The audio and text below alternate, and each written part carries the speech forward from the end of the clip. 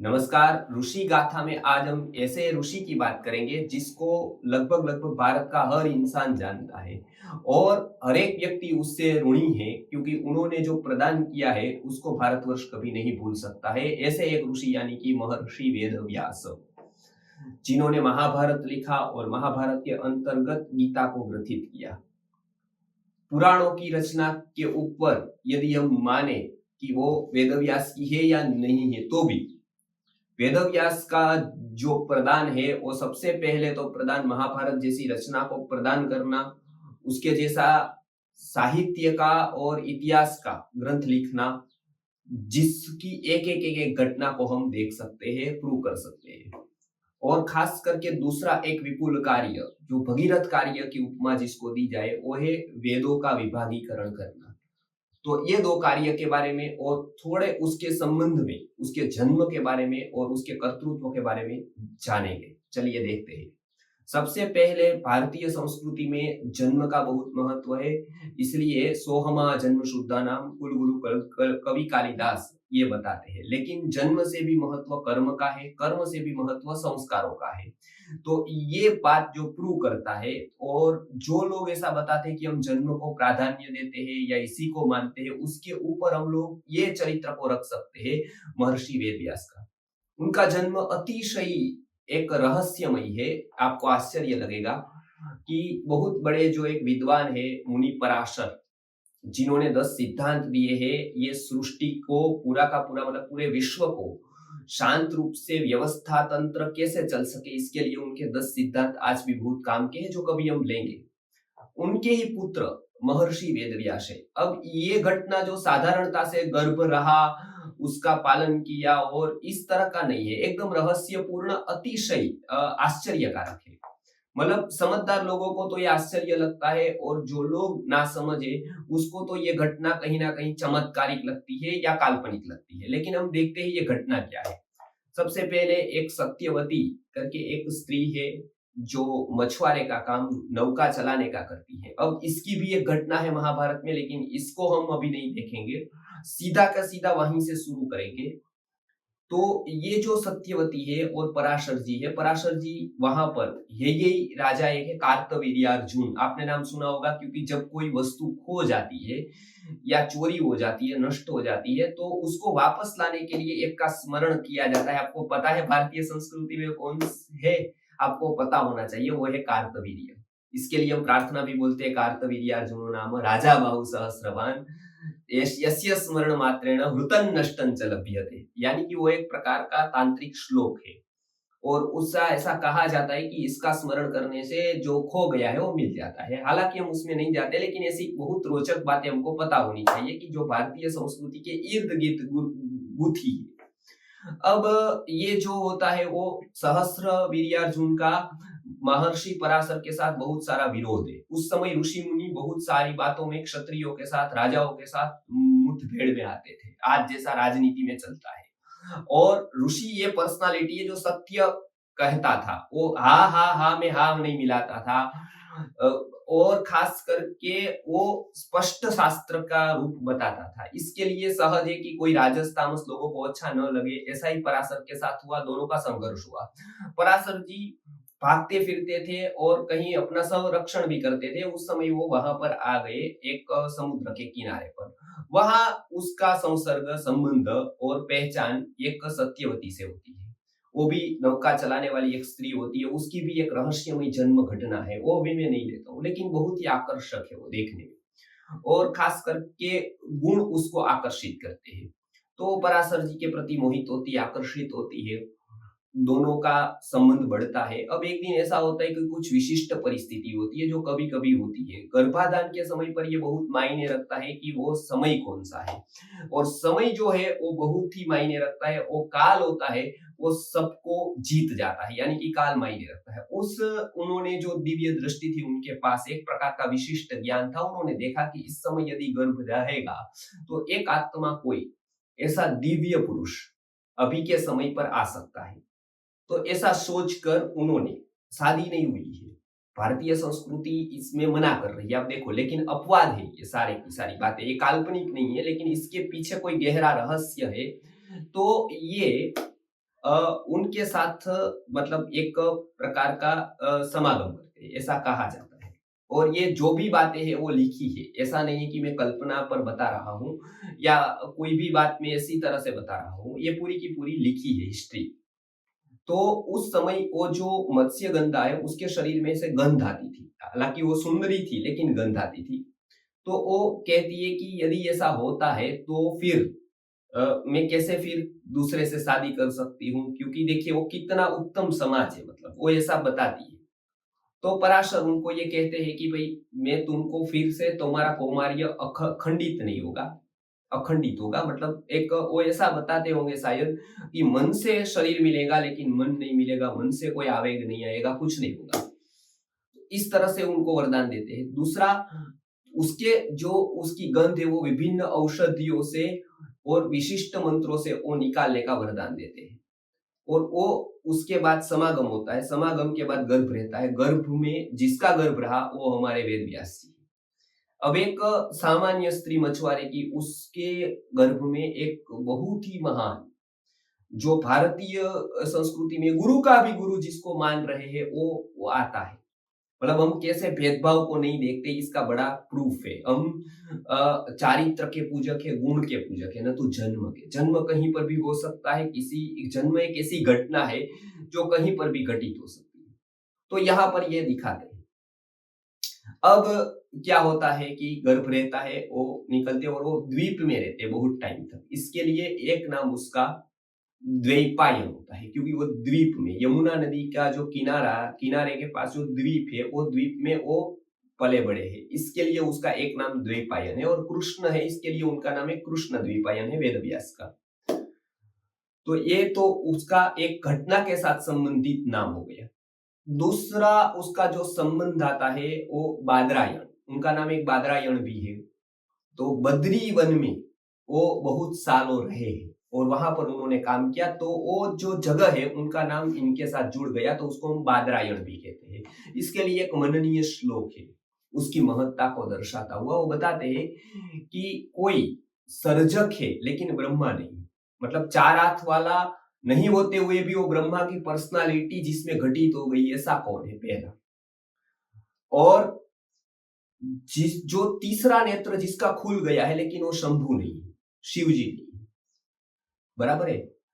और जो मतलब विष्णु की पर्सनालिटी वाला है तो भी विष्णु नहीं है। तो इसके लिए एक श्लोक आता है कि अचतुर्वदनो ब्रह्मा द्विबाहु परो हरि अभाल लोचन शंभु भगवान बादरायण।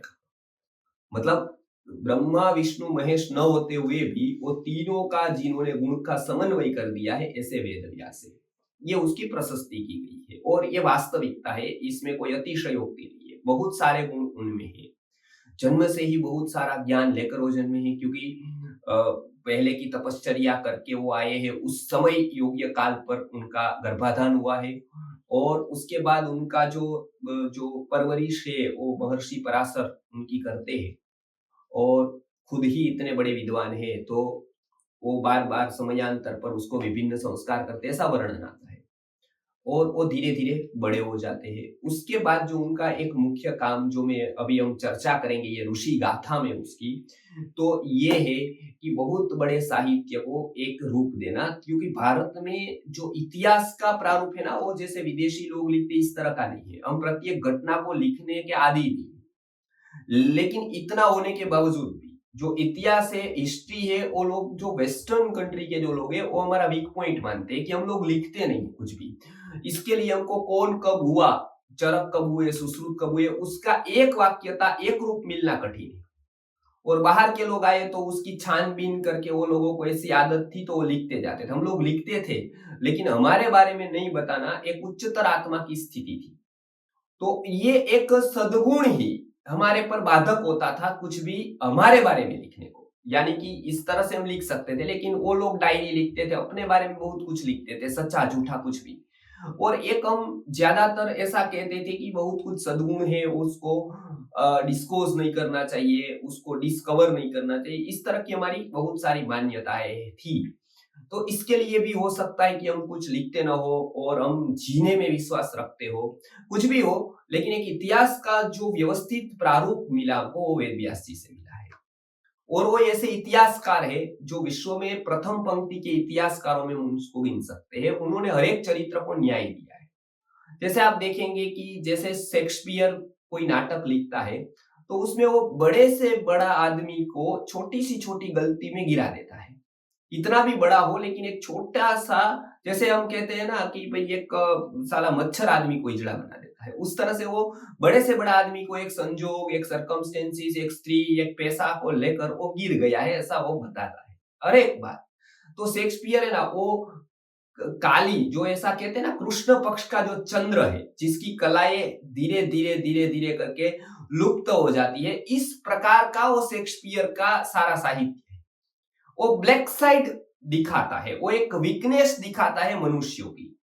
और वो ऐसा उसका जो एसेंस है वो ऐसा मिलता है कि man is a servant of circumstances, यानी कि मनुष्य जो है वो गुलाम होता है सर्कमस्टेंसेस का, संजोगों का। मतलब उसको संजोग आए तो अच्छा बन सकता है, लेकिन यदि ऐसे संयोग न हो तो बुरा भी बन सकता है। वो खून भी कर सकता है, मार भी सकता है, हत्या भी कर सकता है, कुछ भी, लेकिन वो एक गुलाम है।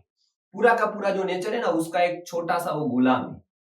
और दूसरी तरफ कालिदास को देखें तो कालिदास हरेक की खूबी का वर्णन करते हैं, हरेक को, मतलब परगुण परमाणु कृत्य संति संत विकसंत, इस तरह से जो भर्तृहरि जी ने बताया है, परगुण परमाणु मतलब परमाणु जैसा भी पर का गुण हो। देखिए कितना लालित्य है भाषा। परगुण परमाणु, परमाणु जैसा भी पर का गुण हो, उसको वो लेंस से देखते हैं। लेंस माइक्रोस्कोप से देखकर उसको क्या बड़ा कर देते हैं। लेंस को देखते हैं तो बड़ी चीज लगती है, तो इस तरह से देखते हैं तो उसको बड़ा चढ़ाकर लिख देते हैं कालिदास जी कि हाँ हाँ हाँ, बड़ा राजा, बहुत बड़ा वीर, बराबर है। तो उसका क्या है, प्लस प्लस प्लस होता है। जैसे सास कोई जमाई का वर्णन करती हो तो वो क्या है, 80% उसमें बड़ा चढ़ा कर देते हैं। माँ बेटे का करती हो, तो ये सब साहित्यकारों में से सत्य ढूंढना बहुत कठिनाई होती है। क्यों, मानो कि हमको एक बहुत बड़ा कंकड़ का ढेर पड़ा है और उसके ऊपर एक सोने की कुछ छोटी सी सुई खो गई है और हमको ढूंढनी है, तो कितनी देर लगेगी आपको पता है। एक घास चरा पूरा का पूरा बड़ा है और एक छोटी सी सुई खो गई, तो इतना हमको कठिन पड़ता है सत्य ढूंढना। लेकिन आप वेद व्यास को देखेंगे तो ऐसा नहीं। उन्होंने पांडवों के प्रति भी पक्षपात नहीं किया है। पांडवों के बहुत सारे दोष उन्होंने लिखे हैं। अर्जुन को भी छोड़ा नहीं है, युधिष्ठिर को भी छोड़ा नहीं है, उन्होंने उनको भी, अच्छा, इवन कृष्ण को भी नहीं छोड़ा है। उनके भी दोष लिख दिए हैं कि भाई ये बराबर नहीं है उनका, ये बराबर है। ये एक तटस्थ माध्यस्थ भाव जो व्यक्ति में घटित होता है ना, वो उस तरह से वस्तु को, व्यक्ति को देख सकता है। तो ये हमको एक वेद व्यास की एक विशिष्टता देखने को मिलती है। जो इतिहासकार होता है ना, वो इस प्रकार का माध्यस्थ भाव वाला होना चाहिए। और दूसरा, कौरवों में जो उनको गुण दिखे, कौरवों में भी, मतलब वो गलत है, दुर्योधन बुरा है, कर्ण बुरा है, ये सब कुछ सही है कि वो योग्य नहीं है, ठीक है। और कर्ण के ऊपर तो बहुत सारा कुछ ऐसा फैला दिया है जाल, उसका आप इस तरह से देखोगे तो व्हाइट एंड व्हाइट दिखाई देता है, ऐसा एक मैजिक है कर्ण में। और दूसरी ओर से देखोगे तो ब्लैक दिखाई देता है, ऐसा एक चित्र आता है ना, इस तरह से देखोगे तो ये, इस तरह से देख, तो एक लेंस के ऊपर काम है। लेकिन उसका करीब चरित्र लेंगे हम, उस तरह से हम उसको देखने का प्रयत्न करेंगे और हम बच्चों को भी इस तरह से हम समझाएंगे कि किस तरह से उसका मापन करना है। तो ये वेदव्यास जी है, वो कौरवों के, दुर्योधन के भी दोष लिखते हैं। मतलब उन्होंने लिखा है कि किसमें, और वो माइन्यूट ऑब्जर्वेशन कितना है। कोई कोई व्यक्ति तो क्या होता है पता है, हमारे साथ सालों रहता है, तो भी हमको उनके गुण या दोष पता नहीं होते। माता पिता ही देख लीजिए, उनके बच्चों में कौन से दोष है, यदि आप पूछेंगे तो वो बताएंगे कोई दोष नहीं है। हम फॉर्म भराते हैं यहाँ पर गुरुकुल में, तो ऐसा ही होता है, वो लोग कहते हैं कि कोई दोष नहीं है। तो ये महर्षि वेदव्यास का एक अद्भुत प्रदान है कि उन्होंने हर एक एक एक व्यक्ति का माइन्यूट ऑब्जर्वेशन करके एक एक चरित्र को न्याय दिया है महाभारत में, और कौन किस कैटेगरी में है वो भी उन्होंने वहां पर बताया है। ये एक उनकी एक विशेषता है। आगे हम देखते हैं कि वो एक सत्यवती सूत, यानी कि हमने देखा उनकी माता का नाम सत्यवती था, जो कालांतर में महर्षि पराशर ने उनको मतलब वरदान दिया कि तेरे शरीर में से गंध चली जाएगी, सुगंध आने लगी। ये दोनों हुआ। इसके लिए योजन गंधा नाम हुआ उसका, मतलब योजन तक दूर है और गंध आ रही है तो योजन गंधा। और उसके बाद मत्स्य गंधा भी हुआ, क्योंकि मच्छी के साथ उसका संबंध था तो मत्स्य गंधा भी नाम हुआ। तो ये एक महर्षि वेदव्यास का सत्यवती सूत, मत्स्यगंधा सूत, इस तरह के भी नाम देखने को कहीं कहीं मिलते हैं। तो एक इतिहासकार के रूप में जो महर्षि वेदव्यास का एक चरित्र है वो अति मननीय है, अतिशय मननीय है। और इतने समय में इतना काम किया उन्होंने कि वो स्वयं, एक कथा आती है कि वो बोलते जाते और गणेश जी ने पूरा साहित्य का सर्जन किया। वो लिखने के लिए वो बैठे, क्योंकि वो जरूरी था कोई लिखे, उतने फ्लो को कोई धारण कर सके।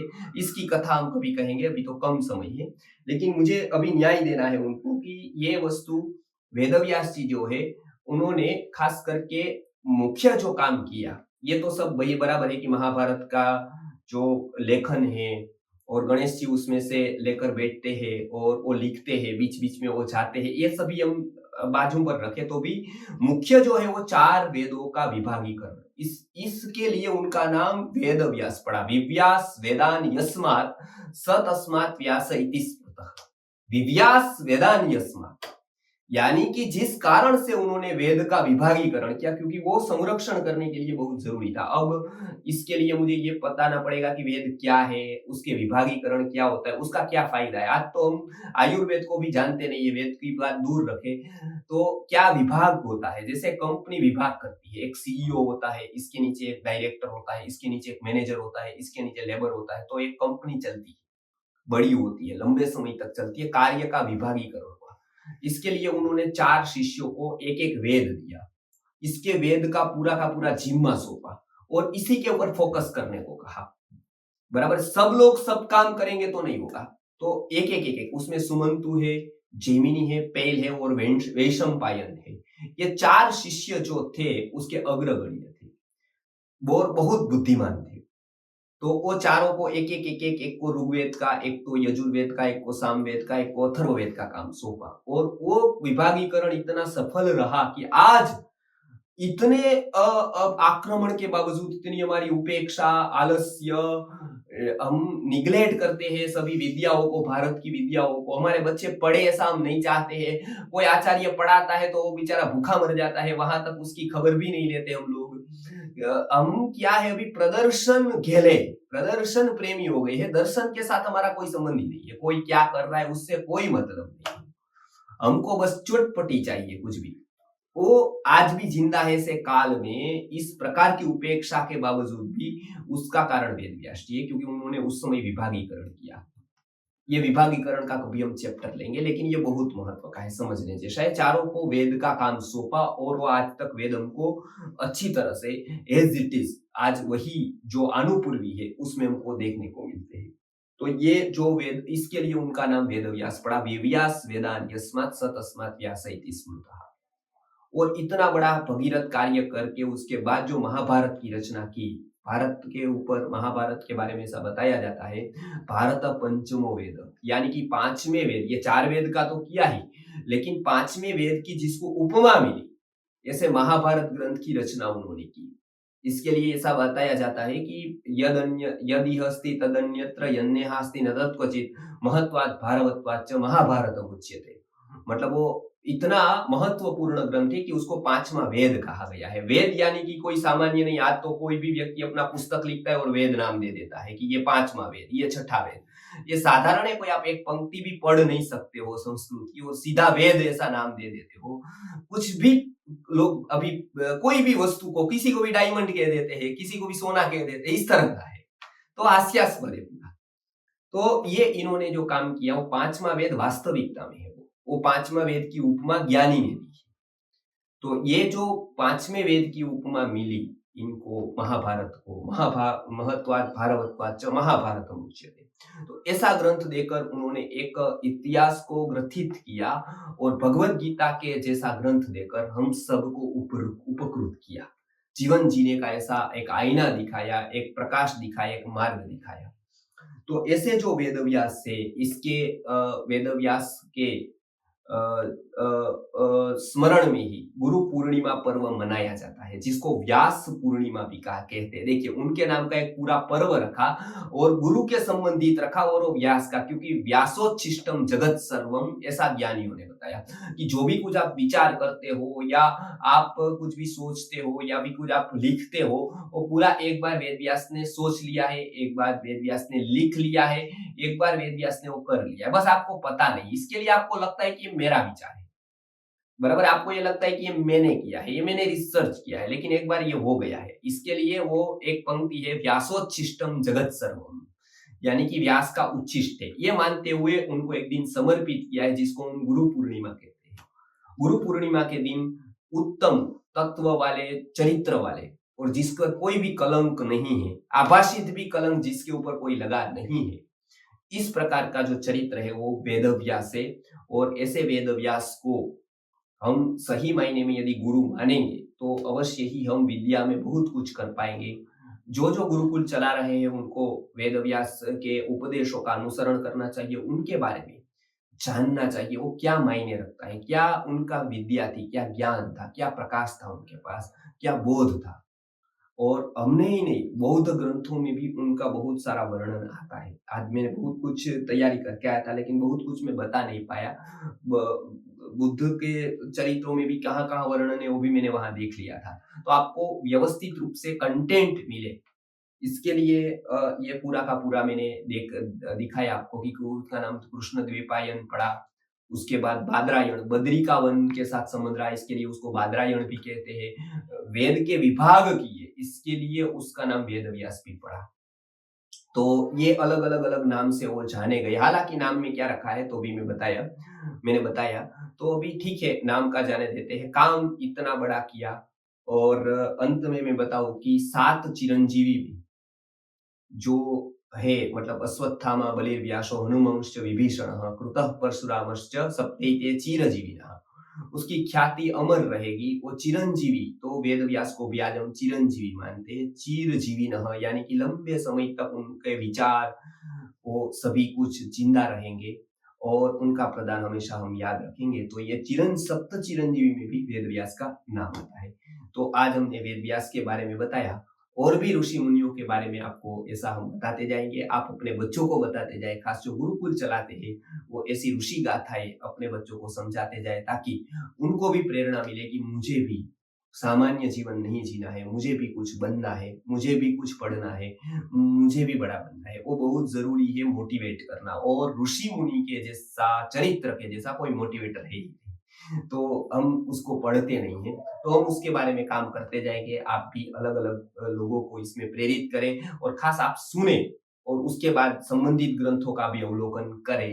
इतना कहकर अभी की जो गाथा का जो प्रकरण था वो मैं पूरा करता हूँ, और एक ऋषि के बारे में मैं कुछ बातें लेकर आऊंगा। तब तक के लिए नमस्कार।